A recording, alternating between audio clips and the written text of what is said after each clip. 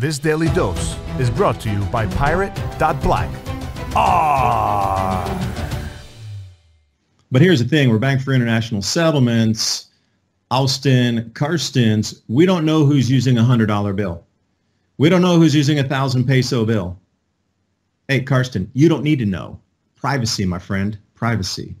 The key difference with CBDC is the central bank will have absolute control on the rules and regulations that will determine the use of that expression of the central bank's liability, meaning if you speak out against XYZ class of people, XYZ business genre, XYZ government overseership, they're going to cut your access to it.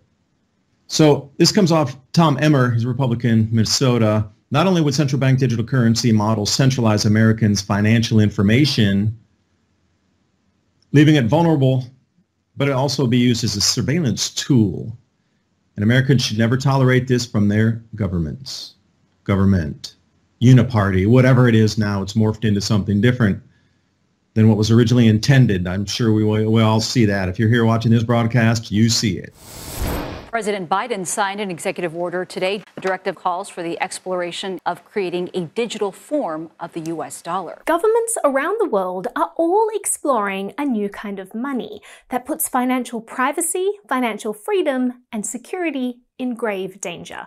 It's called a CBDC. CBDC stands for central bank digital currency. And the idea is to basically have the central bank at the center of digital transactions. You're basically giving the government access to all financial transactions. Introducing central bank digital currencies. It's just like Bitcoin, but without all the freedom, revolution, and financial gain. CBDCs are really concerning for many reasons, and we're going to dive into 3 of them, starting with privacy. Putting the government at the center of every transaction. That's a major shift. A major shift, even from the current financial surveillance we already have in place. We've had for decades an increasing amount of financial surveillance in the traditional banking system. From the Bank Secrecy Act to the Patriot Act, the government has been tightening their stronghold on financial data, and over the last decade have been really ramping up surveillance. Many argue that it's unconstitutional. Banks and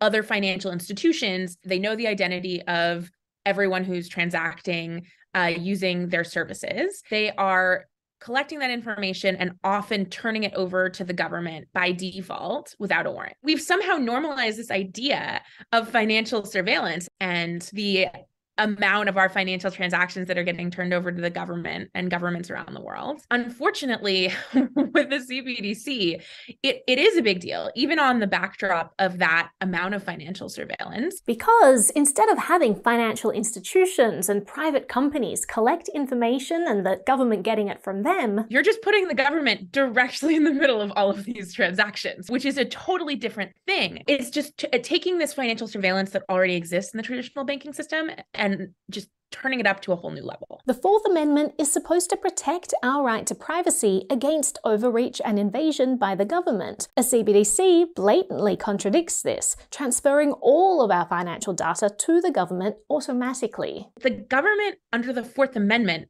is not supposed to be able to get information about you without having a warrant. When they are issued, warrants are supposed to be specific, laying out what the police are searching for and where they expect to find it. This means that if the warrant says the police can search your garage for a stolen car, they can't look in your kitchen drawers and cupboards. It's been really hard to understand why we would want financial privacy. The average person usually thinks, I'm not doing anything wrong. Why should I care about the government having access to all of my financial records? But financial privacy is incredibly important for preserving civil liberties. Your financial transactions provide a really deep window into your life. I mean, they reveal what medical treatments you're getting, what you believe in politically, what organizations you're part of, who you're donating to, what you're reading, what your religious affiliations are, what your sexuality is, who you're interacting with. When you look at oppressive governments around the world, having a window into people's financial transactions is incredibly powerful. I often think about this picture that I saw from the Hong Kong pro-democracy protests, where there are these really long lines at the subway stations of protesters. They wanted to use cash to purchase their subway tickets because they didn't want their electronic purchase of subway tickets to put them at the scene of the protest, which I think really underscores why it's so important that you have the ability to transact privately. People really need to be able to use money privately in order to survive. Maybe you're not doing anything illegal today, but laws can change over time and have changed. And civil liberties that you have today might not be civil liberties that you have tomorrow. Putting the government at the center of all our transactions isn't just bad for privacy, it also poses the grave threat of increased financial censorship and control. Cash and our current digital money is dumb money. The CBDCs are what's known as programmable money. It's smart money that you can basically program like software to do certain things. This money can be erased, automatically spent without your consent. You could even set an expiry date on savings. Let's say the government wants to stimulate the economy. With a CBDC, they could program into someone's savings that if they don't spend it by X time, it disappears. And if you do buy or do the wrong thing, they can easily cut off your money. They want to impose ideology through the economy. It used to be that because there were technological limitations, those technological limitations provided a measure of privacy for Americans. Now, with essentially no technological limitations, that technology can do practically anything. financial censorship isn't new, but CBDCs would make it way easier. Things that are completely legal are being cut off from financial services already. People getting cut off, not because they're doing anything illegal, but just because bank executives don't agree with what they're doing. So things like adult websites, adult bookstores, adult social networks. We often see banks that just decide they're not going to serve entire industries. In cryptocurrency, we're seeing it right now, where a lot of people who, just by virtue of being involved in cryptocurrency technology, are having their personal accounts shut down, having their business accounts shut down. It's just impossible to operate without access to financial services. Currently, when a bank shuts down someone's account, they can at least try to be banked by someone else. You have, in theory, options, but what you're talking about here is having it all completely centralized, where you really have no other option. Giving the government the ability to block financial transactions of any group they want, whether it's their political opponents,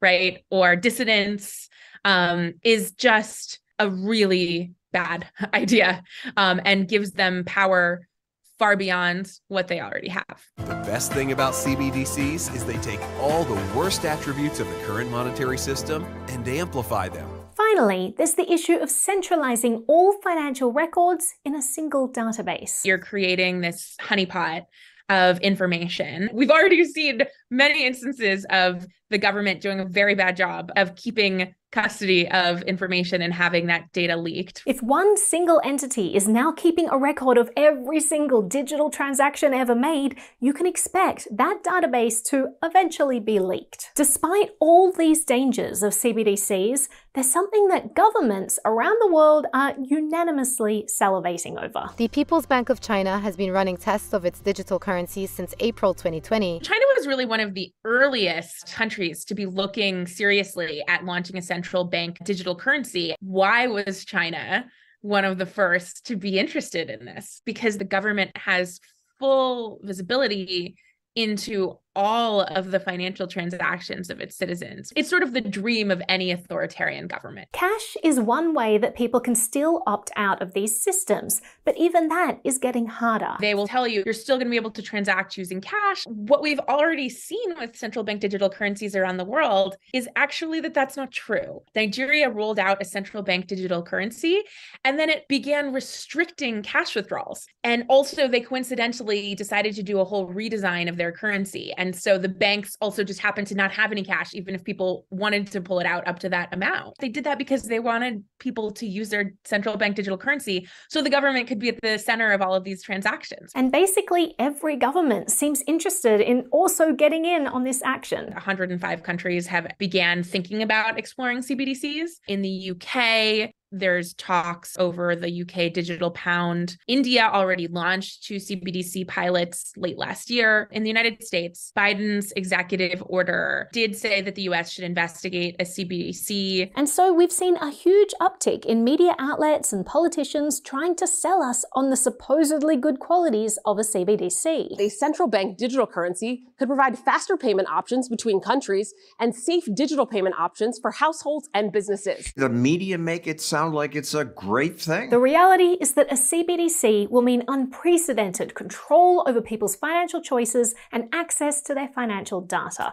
And unfortunately, this is coming whether we like it or not. But what can we do, especially as cash continues to be phased out? We're moving towards more of a cashless society, right?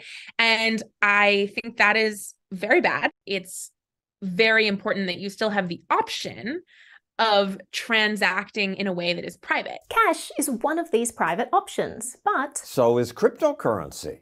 It lets people buy things without government money. The thing that is so important about cryptocurrency is that it enables you to have the same protections as cash, but still make transactions digitally. It takes the privacy benefits and the resistance to surveillance and the resistance to censorship and imports it into the online world. We have videos that talk about some of the most private cryptocurrencies and also have tutorials on how to use it in your everyday life, interviewing people who actually live entirely off crypto and never use the traditional banking and financial systems at all. This is really a moment to take a look at cryptocurrencies and other technologies that enable truly private transactions online in a post-CBDC world. These technologies like cryptocurrency, privacy coins are more important than ever, and it's a great moment to become familiar with them.